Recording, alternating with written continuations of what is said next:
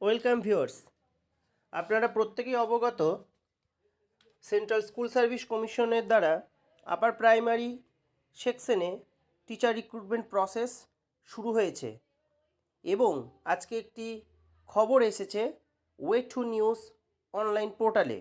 বিষয়টি কি?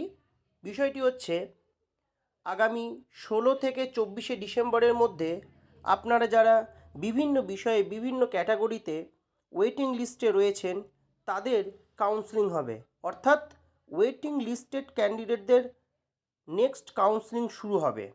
এই পোর্টালে কি বলা হচ্ছে, এসএসসি কাউন্সেলিং হবে ডিসেম্বরের তৃতীয় সপ্তাহের মধ্যেই।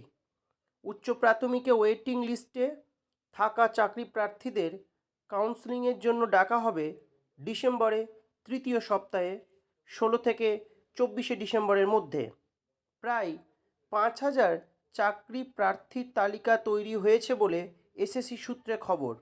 কয়েকদিনের মধ্যেই কমিশনের তরফে কাউন্সেলিংয়ের সূচিও প্রকাশ করা হবে।